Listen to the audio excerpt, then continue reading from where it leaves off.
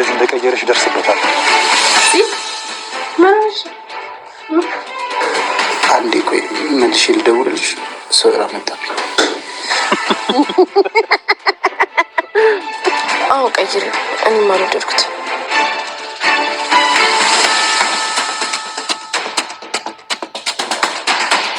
ምንም አልሆንኩም። ይህንን ነገር ማመን አቅቶኝ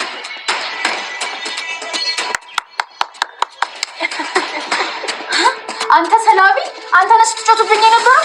መጣሁልሽ። አለቅም። እሺ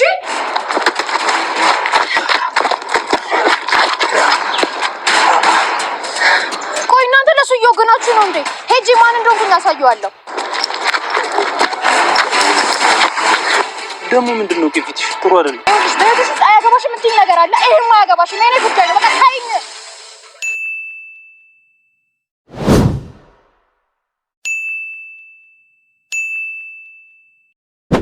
ሆም ከወትሮ በተለየ ደስ ብሎት ይገኛል። አሁን ላይ ባለቤቴን ከዛ ሁሉ ፈተና በኋላ ላገባት ስለሆነ ደስ ብሎኛል በማለት ሀሳቡን ለነኪራ እየነገራቸው ይገኛል።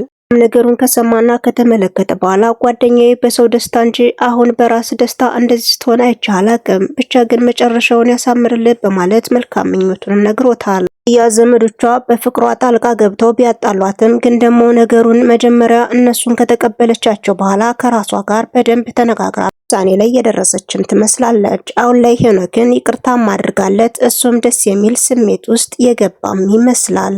ጤና ይስጥልኝ አድማጭ ተመልካች ቻናል ቤተሰቦች እንደምናላችሁልኝ በያላችሁበት ሰዓት አቆጣጠር ሰላማችሁ ብዝት ተረፍ ይበል እያልኩኝ ለኔ ቻናል አዲስ ከሆናችሁ ቪዲዮ ላይክ ቻናሌን ደግሞ ሰብስክራይብ በማድረግ አበረታቱኝ። አብራችሁን ቆዩ። አንቺ ከራኬብ ፍቅር ከያዘው ሰንበትበት ብሏል። የቤት ሰራተኛ በመምሰልም ቢጃማዎቿን በመልበስ ከሷ ጋር ብዙ ነገሮችን ሊያሳልፍም ችሏል። እሷም ነገሩ ግራ ቢያጋባትም ደግሞ የጆከር ጓደኛ ስለሆነ ማስከፋት ማስቀየም አልፈለገችም። እናም በጸባይ ከኔራ ከኔሽሽ ብትለውም ነገሩ ግን የከረረም ሆኗል። አንቺን ትቼ የትም አልሄድም ወድሻለሁም አላት። ራኬብም እሱ እንደማትወደውና ከሷ ጋር እንደማይቀጥል ብዙ ነገር ብትለውም እሱ ግን አልሰማሽም ብሏታል። የኔ ወድሻለሁ፣ እኔ ያላንቺ መኖር አልችልም በማለት ለሰዎች ሁሉ ስለሷ መናገርም ጀምሯል። ሩና ናሆማ ደስ የሚል ጊዜያቶችን እያሳለፉ ይገኛሉ። ፎቶግራፎችን በመነሳት ብቻ ግን ደስታቸው እጥፍ ድርብ እንደሆነ በደንብ ያሳብቅባቸዋል። የወንድሟ ኪራ ወደ ሰርግ ስለሄደ ከቢሮ ቁጭ ብላ ስራዎቿን እያከናወነችም ነበር። አዲያ ሄኖክ ከመጣ በኋላ እንዴት ከዚህ ቁጭ ብለሽ ትሰሪያለሽ? ከቤትሽ ወስደሽ ለምን አሰሪም በማለት እንደ ጥያቄም አቅርቦላት ነበር።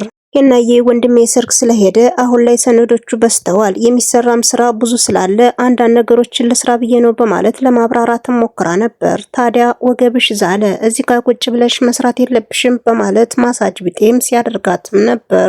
በሄኖክ ደስተኛ እንደሆነችና ያለውን ነገር ግልጽ አርጋም እየነገረችው ነው። የልብ አድርስ ሲሆን ሰው ነህ፣ በጣም ወድህና ፈቅርሃለሁ በማለት ሀሳቧንም ፍቅሯንም በዛው ግልጽ አርጋ ነግረዋለች። እሱም በጣም ደስተኛ እንደሆነ በደንብ ያሳብቅበታል።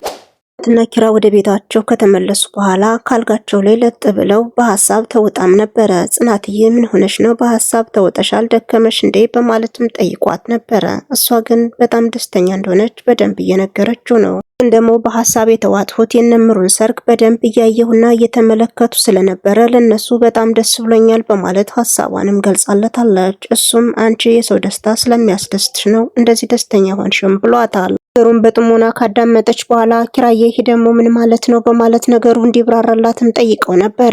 ያ ማለት አንቺ የሰዎች ቂም የለብሽም፣ በዛ ላይ ልብሽ ቅን ነው፣ ለዛ ነው በሰዎች ደስታ ደጋግመሽ የምትደሰችው በማለት መልካምነቷንም በዛው ነግሯትም ነበር። እሷም በምንም በማንም እንደማትከፋና ደስተኛ እንደሆነች በደንብ ግልጽ አርጋ ከነገረች በኋላ ሚስቴ ግን ምን ሆነሻል? ከወትሮ በተለየ ፊትሽን ክብድ ብሎታል፣ በዛ ላይ ቀድመሽ ነው ከመኝታ ቤት የገባሽው በማለት ችግሯን ለመረዳት ሞክሯል።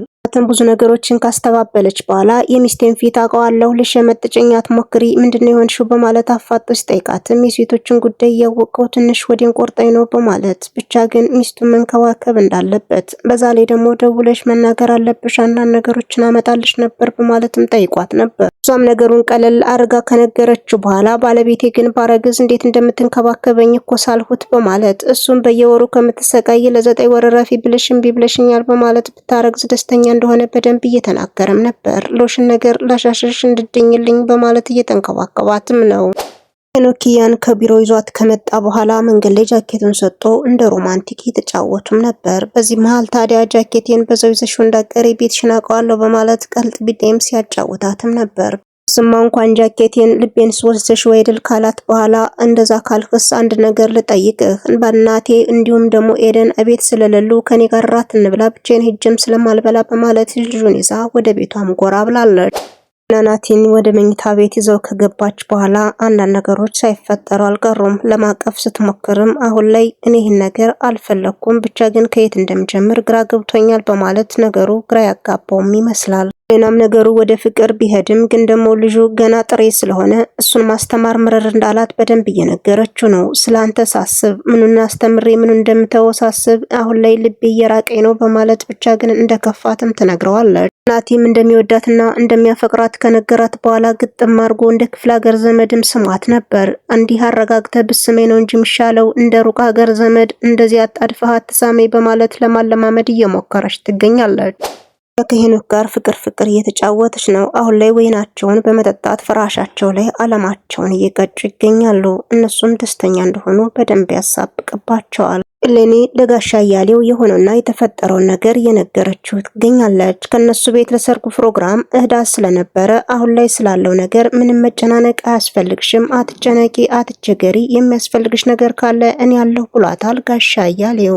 በሌላ በኩል ሌና እያማረረች ትገኛለች። እኔ አሁን ላይ ናቲ እንደሚወደኝና እንደሚያፈቅረኝ አውቃለሁ በማለት ለጽናት ያለውን ነገር ግልጽ አርጋ ነገረቻት። ጽናትም እሱም ያ እንደሚያፈቅረሽ በደንብ ያሳብቅበታል፣ ነገር ቢዘገይም ቀስ በቀስ ይመጣል በማለት ካስረዳቻት በኋላ አሁን ላይ ናቲ እንደሚወደኝ በደንብ አውቃለሁ፣ ግን ደግሞ ገና ሁሉን ነገር ፍራቻ ስላለበት እሱም ማሰልጠኑ ምርር ብሎኛል በማለት እያማረረች ትነግራታለች። ፈጣሪ ጥንቅቅ ያለውን ፍቅር ለሰው ሁሉ አሟልቶ ይሰጣል፣ እኔ ግን ጥረሽ ግረሽ ቢ የተባልኩ ልጅ ነኝ በማለት እያማረረች ትገኛለች። ጽናትም ማማረር እንደሌለባትና የተሰጣትን ነገር በጸጋ መቀበል እንዳለባት በደንብ እያስረዳቻት ነው። የተወደዳችሁና የተከበራችሁ የቻናሌ ቤተሰቦች እስከ ቪዲዮ ፍጻሜ አብራችሁ ስለነበራችሁ ከልቤ እያመሰገንኩ በተመሳሳይ ሰዓት በሌላ ቪዲዮ እስከምንገናኝ መልካም ምሽት ይሁንላችሁ።